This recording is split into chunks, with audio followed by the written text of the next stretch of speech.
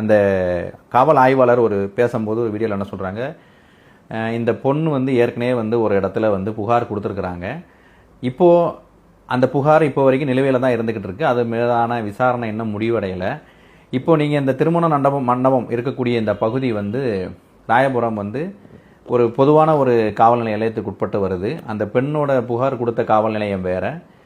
இப்போ நீங்கள் புகார் கொடுக்கணும் அப்படின்னா அந்த பெண் இருக்கக்கூடிய ஜூரிஸ்டிக்ஷன் லிமிட்டுக்குள்ளே போய் கொடுங்க, இல்லை அந்த பையனோட வீடு இருக்கிற இடத்துல போய் கொடுங்க.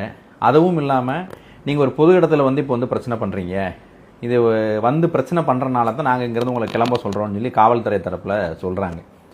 சரி, இப்போ இதை செய்கிறதுக்கு அந்த பொண்ணுக்கு வந்து அதிகாரம் இருக்கான்னு பார்த்தா, சட்டப்படி வந்து ஏற்கனவே வந்து அந்த பாதிக்கப்பட்ட பெண் புகார் கொடுத்துருக்காங்க. அந்த புகாரில் வந்து விசாரணை சரியாக இல்லை அப்படின்னா நீதிமன்றத்தை நாடி இருக்கலாம்.